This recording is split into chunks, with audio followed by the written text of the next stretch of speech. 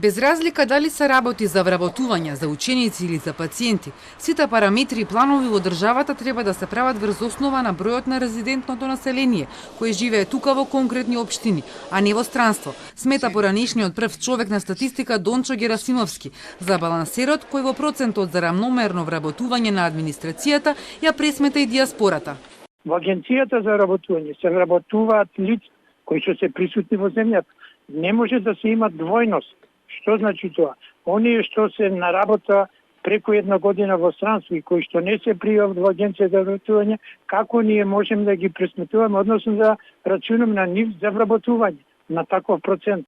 Диаспората се само попишуваше и тоа подолг период од речиси 5 месеци. Ова според Герасимовски се дел од причините поради кои не треба да се пресметува и нерезидентното население.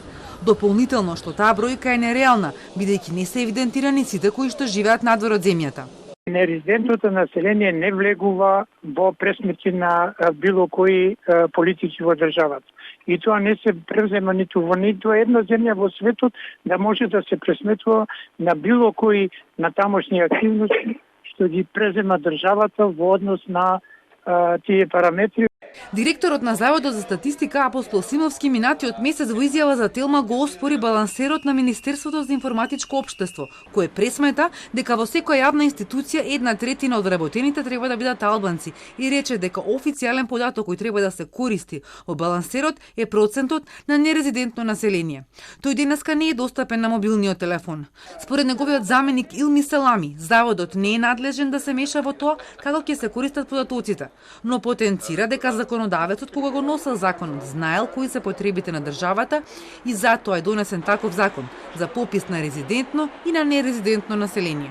Ние не сме надлежни да разговараме за балансерот, тие се други институции, други авторитети надлежни за ова прашање.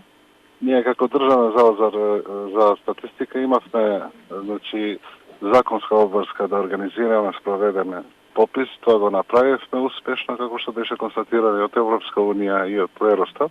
И се друго понатаму е ствар на проценка на политиката на општеството, кои се нашите потреби. Реагираат и од Демократскиот сојуз. Наместо вештачки да се зголемува процентот на албанците во администрацијата, владата да го укине балансерот кој се покажа неправеден и манипулативен, велат од партијата на Павле Трајанов. Етничкиот балансер ги дискриминира способните и квалификуваните кандидати за работа во државната администрација за сметка на нивната етничка припадност. На јавноста и се познати десетици примери на изигрување на балансерот.